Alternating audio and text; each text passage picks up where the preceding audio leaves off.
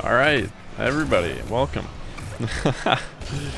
I told myself I wasn't gonna make another tutorial for Rocket League, but due to common requests, I'm gonna be talking about flip resets today. Flip resets, ceiling shots, and I'll talk about some of the different types of flip resets, like flip stalls, where you're just flipping or boosting towards the ball. It's another situation. So like this is a situation, or I'll be doing like flip stalls. Ceiling shots, of course, there's tons of different ceiling shots you can do. So I'll look at a few of them and try and explain and teach along the way.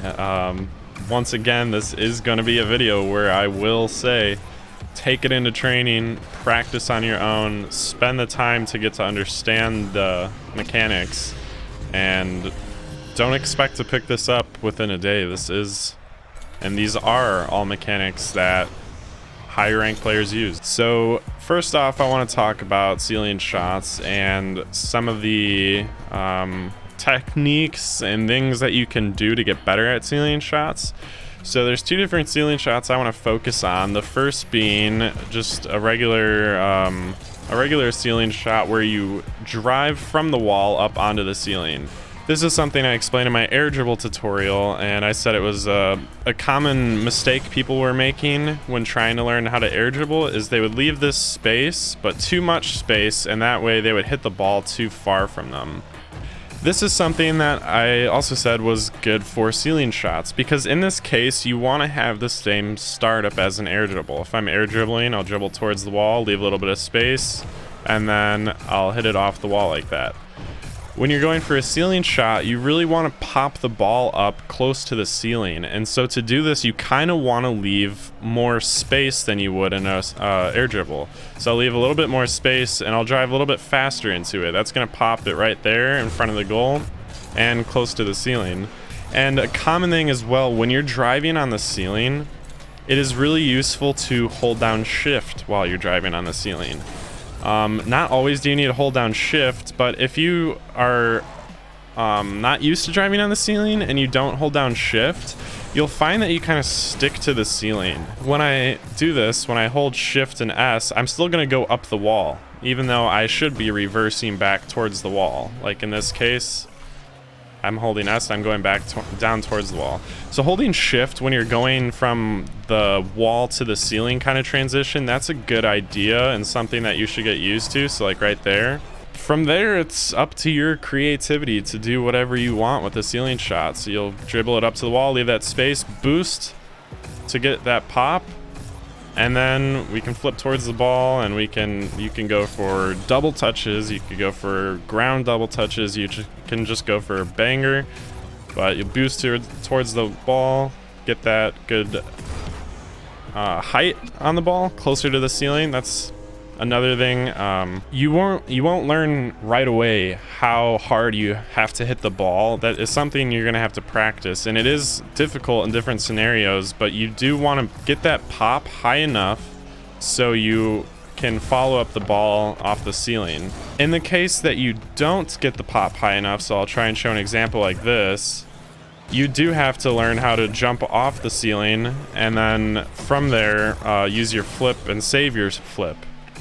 Not all the time do you want to just drive off the ceiling and kind of be patient. You can jump off the ceiling, and it works just the same way as a regular jump. You can jump and then flip at a certain time, but you only have a certain time to do that.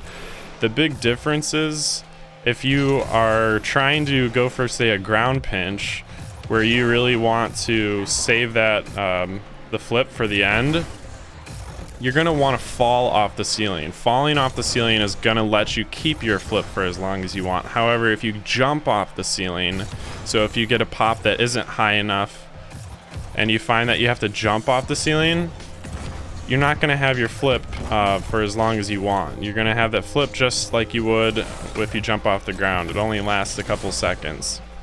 I showed the driving up the wall and then onto the ceiling kind of ceiling shot, and there also is, now I want to show, if we drive up the wall, There's a secondary kind of ceiling shot where you can jump from the wall up onto the ceiling. The best way to think of it is, and the best way to practice it, is actually drive up this wall, jump, and then land on the ceiling. And I would hold shift the entire time you're doing this.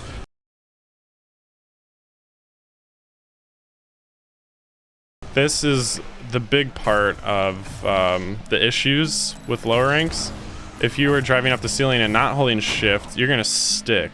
And I completely went to a stop there, if you saw when I landed on the ceiling. So when you go for these wall to ceiling shots, you want to hold shift and get that nice like soft landing. And so I'll try and show an example of when you can kind of go for one of these shots. So that's a good example of a wall, jump off the wall to the ceiling shot. You can also go for like flip stalls and flip resets. That's more complicated and definitely kind of the next level up, and so that's what we can kind of look at, is some flip resets and maybe even some flip stall to flip resets. First off, just like I did with the ceiling shots, we're gonna go for kind of the easier version first, or what I think to be the easier version. And once again, if you watch the air dribble tutorial, I do recommend you watch it. It at least will help you understand the setup I'm talking about. What you want to do is around this curve on the wall, about like right here, the Rocket League sign, you want to hit the ball at that location, and you kind of want to delay for not a full second, not half second. You want to delay for just a little bit so the ball is getting further away from you. And so to show kind of example, I'm gonna hit it, and then you see how I delayed there?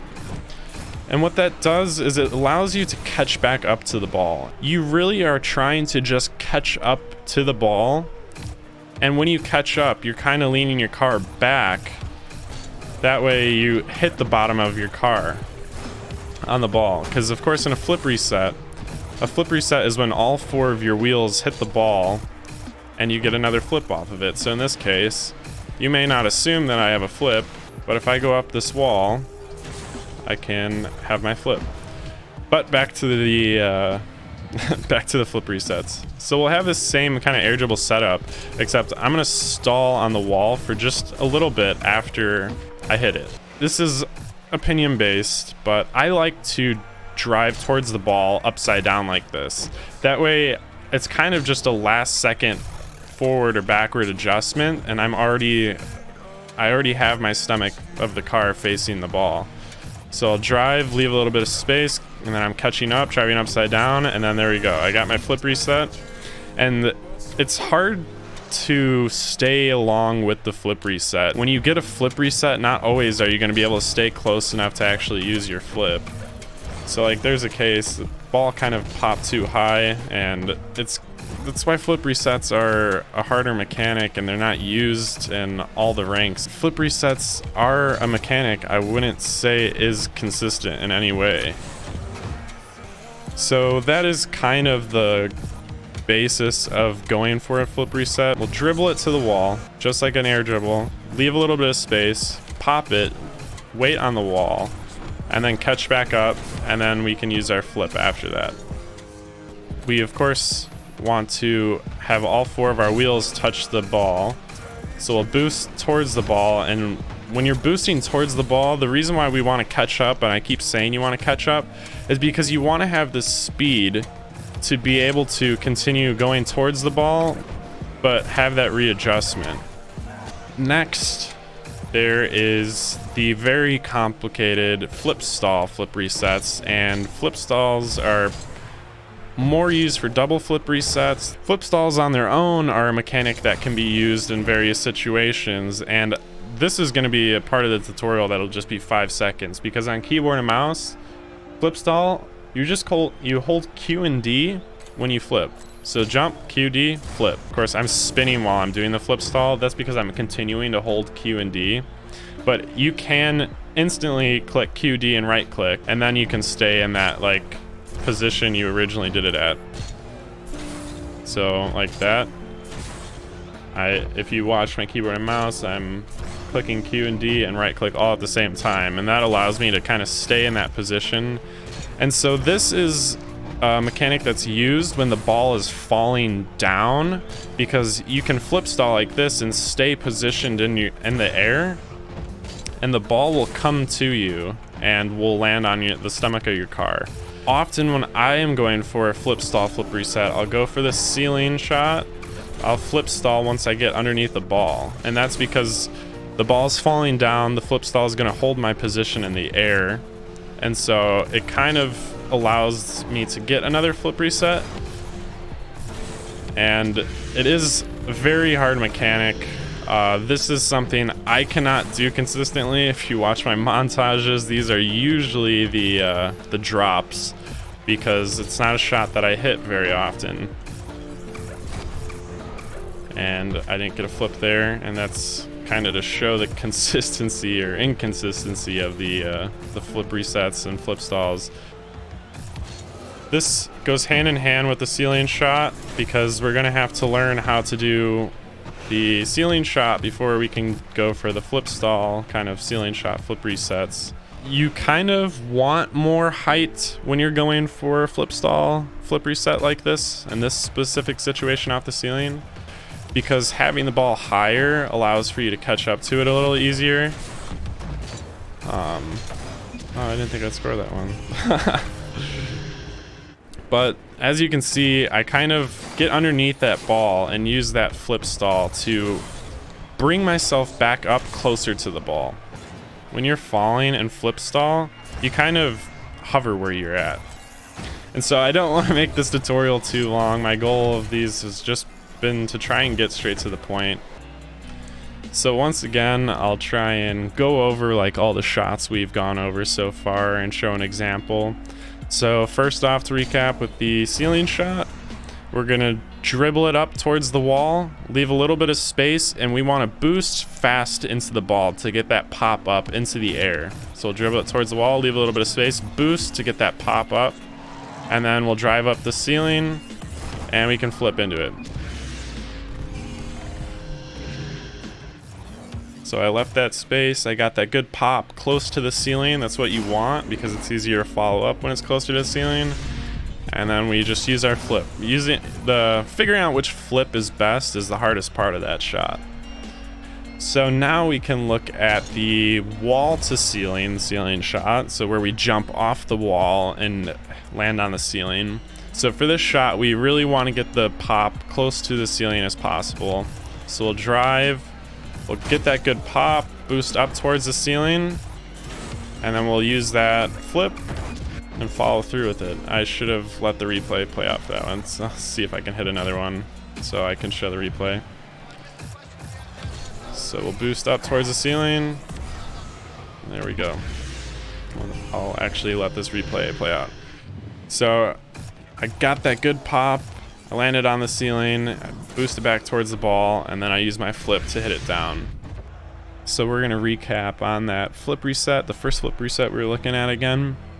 So we're gonna dribble the ball towards the wall, we're gonna follow it, and then once it gets up that curb, we're gonna boost and get that solid hit up into the air, but we're gonna stick around on the wall for just a little bit. That way we can catch back up to the ball instead of following along with the ball, because that's the main goal of a flip reset. You want to catch back up to it. So there, I used a flip stall.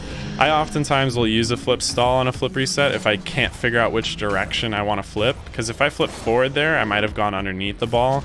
So I was kind of hovering right underneath the ball, so that was the time I kind of decided a flip stall would work.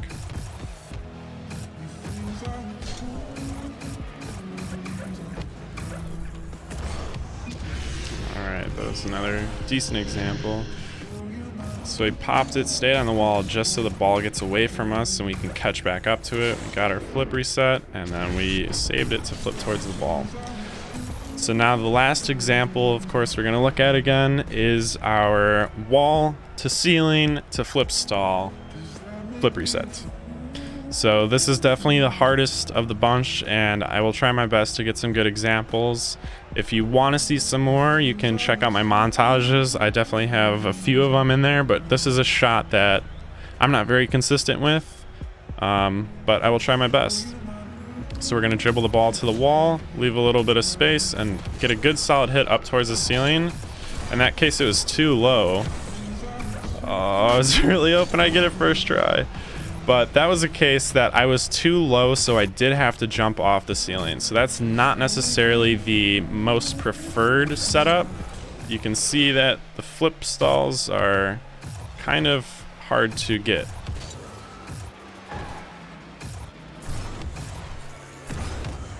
There we go.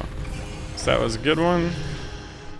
So I got that solid pop towards the ceiling. I boosted kind of underneath the ball, used my flip stall to bounce back up into the ball, getting my flip reset.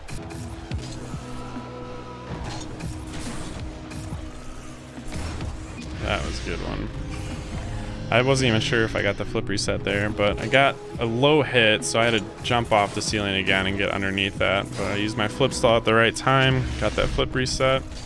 It's always satisfying when you get the perfect pop when you do a flip stall. I hope that this kind of helps some people, and I know a lot of people are also going to say, well, that wasn't really helpful because you're just telling me to take it into training. But unfortunately, yeah, you do have to just take it into training when you're learning this stuff, and you do have to practice it. These are kind of mechanics that you'll definitely learn over time. The more you practice, the better you'll get at them.